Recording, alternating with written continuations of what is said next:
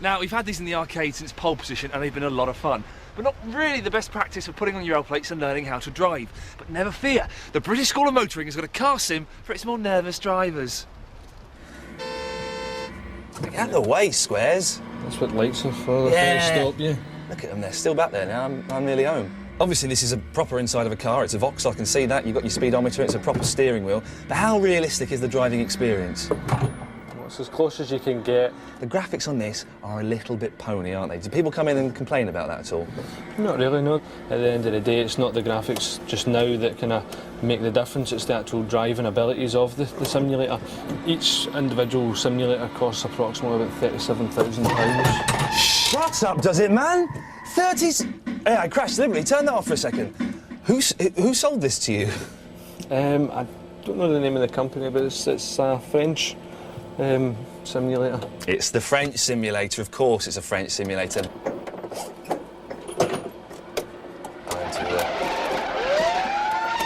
See you, coppers. Hang on a second.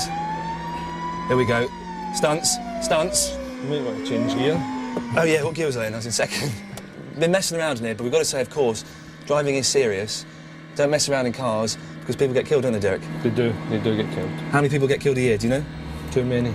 Too many, that's a good answer. Drive carefully, don't fanny about on the roads. Of course, you don't have to invest a fortune and build a spare room in your house to play an accurate simulator. Microsoft's Train Sim allows you to drive 9 trains across 6 historic rail routes. And yes, you are still allowed to play with flight simulators. But sometimes it's not quite the same playing in your front room on that portable black and white telly. Sometimes you've just got to try out a purpose-built sim. This £750,000 shipping simulator at Glasgow's Knuckle College puts you on the bridge of some of the biggest ships in the world and allows you to dock them into the trickiest ports. And it comes with its own salty sea dog instructor. Put your helm 10 degrees to port. We train ship's officers right from the start of their training right through to ship captains. Have you ever had anybody get seasick? Oh yes, 2 or 3 people who have been in here when we've been on a fishing trawler and it starts to rock and roll. Oh dear, oh my goodness, we are going to run into something. The ship's got aground. I don't think you're ever going to make this captain's job. Oh, John, I thought I was really good there for a second. No. As a sim, it's swell, but I can't really see the games buying public fishing into their pockets to pull money out for a boat driving game. But if you want that simulated experience at home, there are plenty of sims for planes, trains, and automobiles. Or, of course, you could write to your MP and demand they bring back the Krypton factor. Now, I don't want to make a whole chunk of you feel old, but think on this. There are a generation of people out there watching this show who have never heard of a Sega Saturn. Now, these are the same people who don't know that Peter the Goat Boy's catchphrase from Heidi was "Hoopla, hoopla." But anyway, it was playing a Saturn that my life changed and I caught my first glimpse of Wipeout. But even on this waste of technology, it was amazing. Now, nothing much has changed in the world of Wipeout. The games have got faster, more aggressive, and just better. But imagine Wipeout on your PS2. Go on, imagine it. You don't need to now, it's here. It's called Wipeout Fusion, and you know how you just imagined it? Well, it's a little bit better than that. I say a little better because I guess I was kind of disappointed when I first played it. The graphics weren't quite as smooth as I'd hoped, but once I was firing around the track in my wee Physar pod, I remembered just how bloody exciting these games are. They've always been fast, but Fusion seems to take the piss. And to be honest, all we really want are more tracks. The game's never going to change that much, and that's why we like it. And this baby has got 45 new tracks, some of them huge. It's heaven. Do I sound like I'm slightly biased? I'm sorry, but it gets worse. Jump pads, triggers to raise bridges, vertical air jumps and 180-degree flips. I don't even know what most of those things are, but I do know they sound wicked. And finally, a game on the PS2 with seemingly intelligent rivals. There's no Gran Turismo-style hugging of that bend no matter what. These fellas react. They pull back just to blast you, and they seem to remember when you upset them. Now that is a little bit weird. The design team have followed the How to Make a Sequel handbook to the letter. More competitors, enhanced weaponry, more playing modes, it's all there. But it's all there, and it's done in style and with a lot more care than most. And of course the music is, I don't know, pumping? Is that the word? It's certainly not hardcore, I know that much, and it's definitely not junglist, so that's a relief. Now, supposing you're not a fan of Wipeout games, you're thinking, is there anything new in Fusion that will appeal to me? Well, no, you idiots. You've not listened to a word I've said. It's more of the same. If you don't like Wipeout, go and cut your hands off and stop pretending to be a gamer. We don't want your sort round here. You're not welcome. Wipeout Fusion was due to be released in December, but has now been delayed till February. Boo! It's News Desk time, where we bring you tiny little snippets of computer game nourishment from around the globe. Masticate with us, it means chew. Alex. Thanks, Ian. First tonight, reverberations from the September 11th tragedy still continue to be felt within the computer games industry. Structure under attack. Unit lost. The publicity for Joe Wood's World War III Black Gold had to be toned down. And more severely, a whole scene featuring the Twin Towers in New York has been totally cut from Konami's Metal Gear Solid 2. Fans will be pleased to hear that the game is still on track for release in February. But a big question mark hangs over Sega's Propeller Arena.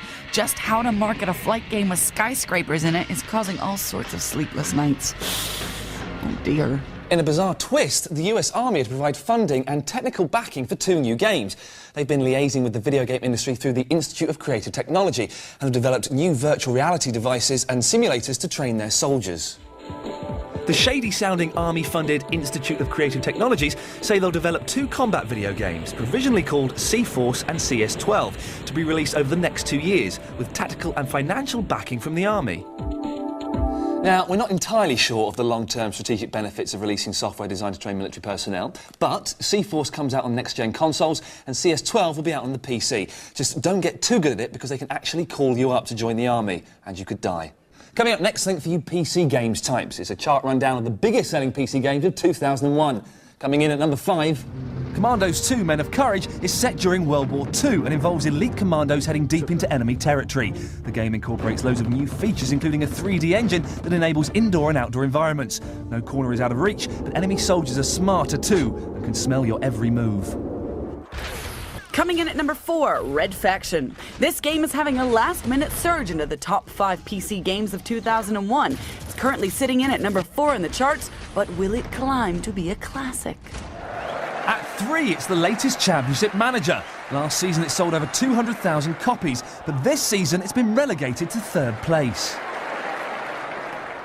In 2nd place, The Sims have virtually taken over our world. Since its release in February 2000, it's been a constant chart topper. But in 1st place, WWT BAM continues its tedious hold on the number 1 slot, having sold over 300,000 copies since 2000.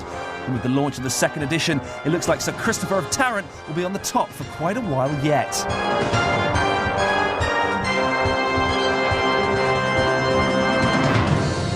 When you're born, we copy what we see. And then we go to school, we play Simon Says. Then you get the job, the mortgage, the family, and then you die. Face it, we're all sheep.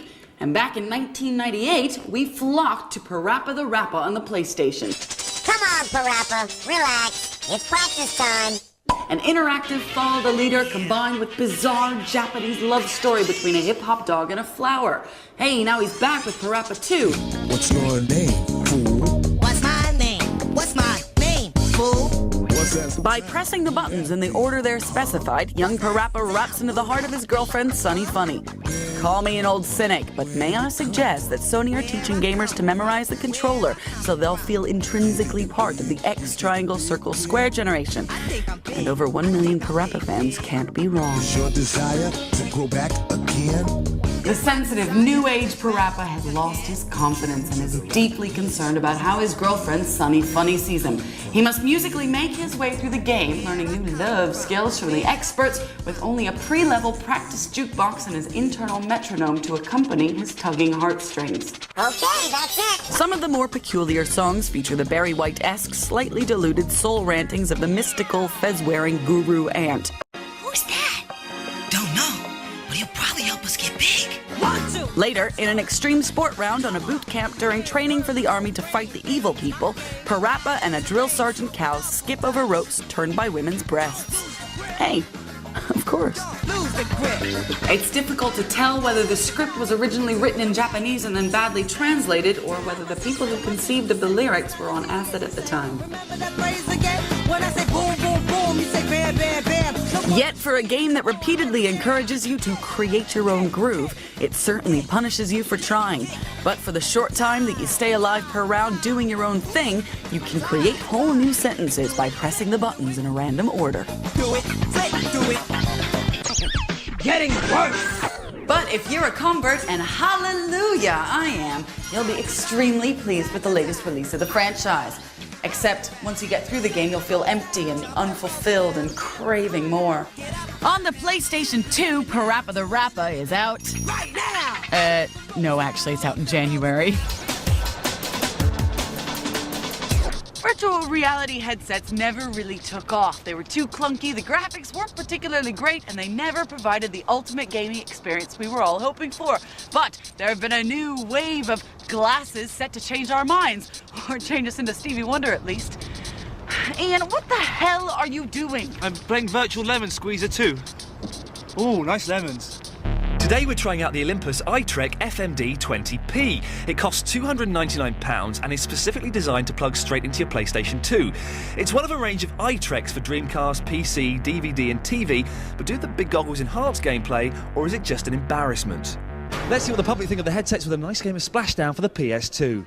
Quite disorientated in the first instance, but once you start playing around with it, it's quite good. Sometimes I actually thought I was actually on a boat. You can just play it anywhere. I think you can you?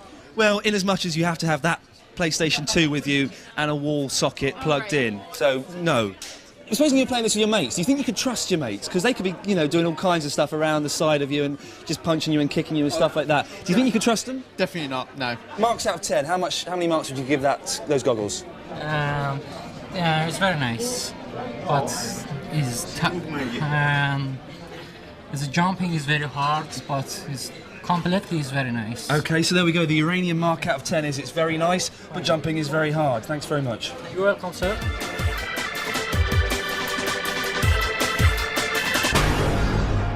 It's official. Games are bigger business than movies, but Hollywood's a smart machine and clever marketeers are now releasing interactive tie-ins to their big flicks.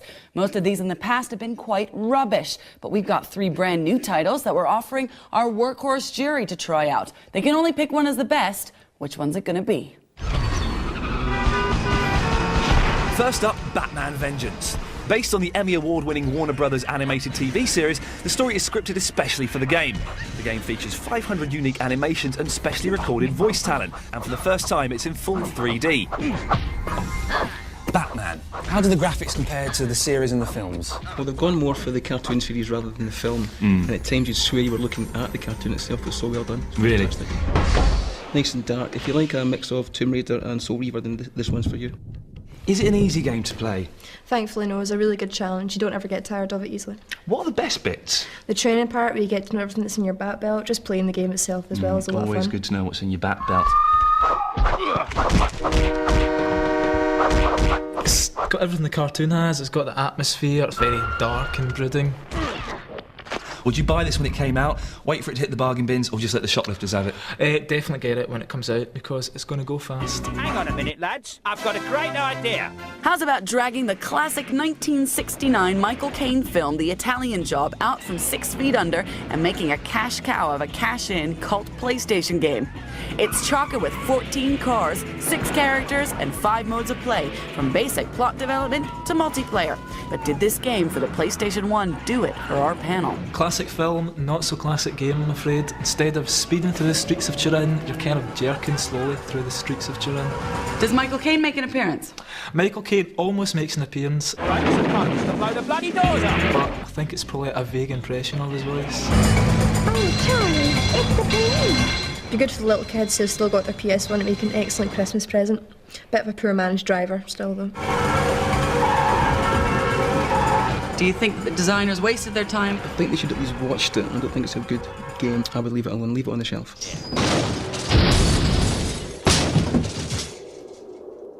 Next up, two films rolled into one game, and a sequel at that. It's Alien vs Predator 2. It's the long-awaited sequel to Alien vs Predator, which was arguably the most intense and terrifying game of 1999.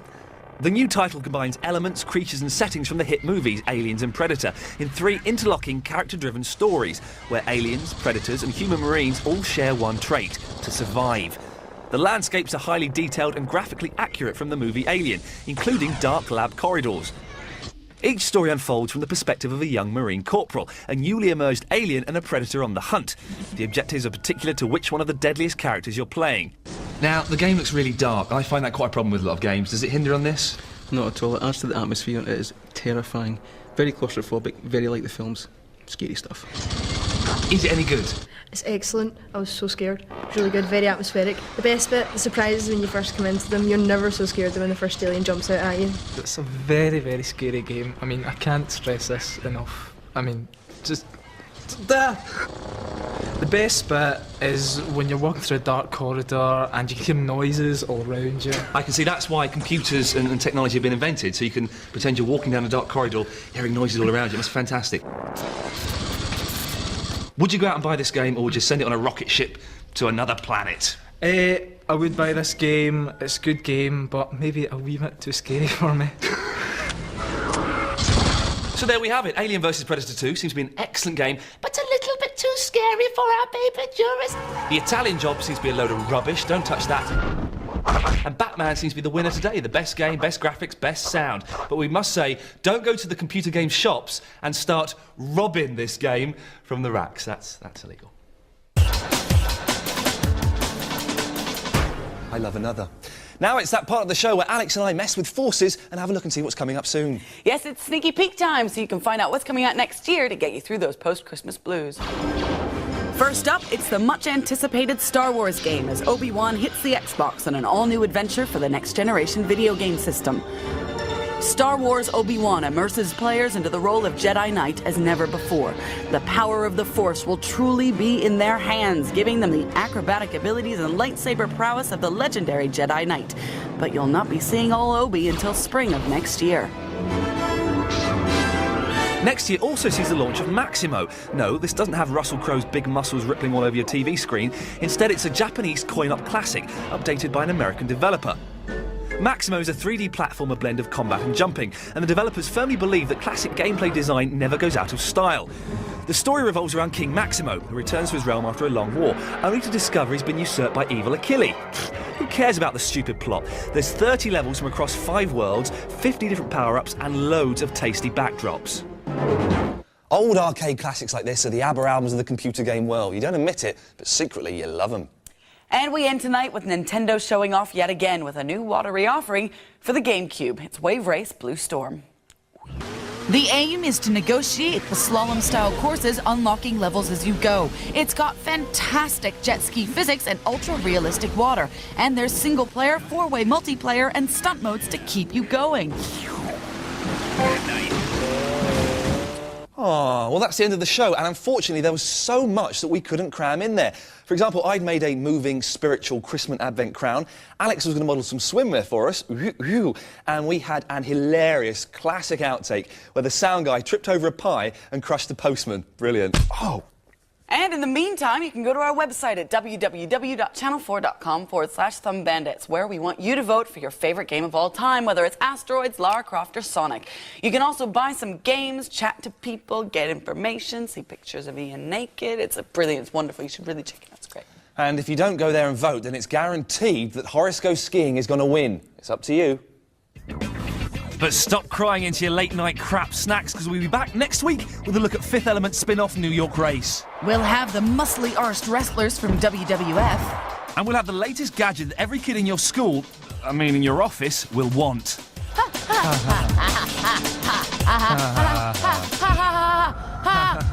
That was so much fun. We're done now. I'm going to make a quick phone call. Yeah, to be honest, Alex is really getting on my tits. Did you see him in that? I'm not being funny, but she is unreal. Yeah, my name's Alex. I can't stand